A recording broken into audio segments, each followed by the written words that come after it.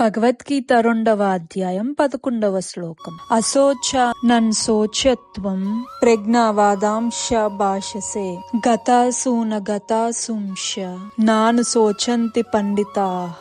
శ్రీ భగవానుడు పలికెను, నీవు పండితుడిలా మాట్లాడుతున్నావు, కాని శోచించకూడని వాటి గురించి విచారిస్తున్నావు. జ్ఞానులైన వారు బ్రతికి ఉన్న వారి గురించి కాని చనిపోయిన వారి గురించి గాని దుఃఖించరు. తాత్పర్యం: భగవంతుడు వెంటనే గురువుగా మారి శిష్యుడిని పరోక్షంగా మూర్ఖుడని పిలుస్తూ మందలించాడు. భగవంతుడు ఇలా అన్నాడు, నీవు ఒక పండితుడులా మాట్లాడుతున్నావు, కాని శరీరం అంటే ఏమిటో మరియు ఆత్మ అంటే ఏమిటో తెలిసిన పండితుడు. శరీరం యొక్క ఏ స్థితిలోనూ అది బ్రతికి ఉన్నా లేదా చనిపోయినా దుఃఖించకూడదని నీకు తెలియదు. పదార్థం, ఆత్మ మరియు ఈ రెండిటిని నియంత్రించే వారిని తెలుసుకోవడమే జ్ఞానం అని స్పష్టమవుతుంది. రాజకీయాలు లేదా సమాజం కంటే మతపరమైన సూత్రాలకే ఎక్కువ ప్రాముఖ్యత ఇవ్వాలని అర్జునుడు వాదించాడు. కానీ పదార్థం, ఆత్మ మరియు పరమాత్మ గురించిన జ్ఞానం మతపరమైన ఆచారాల కంటే చాలా ముఖ్యమైనదని అతనికి తెలియదు. అతనికి ఆ జ్ఞానం లేనందున అతను తనను తాను గొప్ప పండితుడిగా చెప్పుకోకూడదు.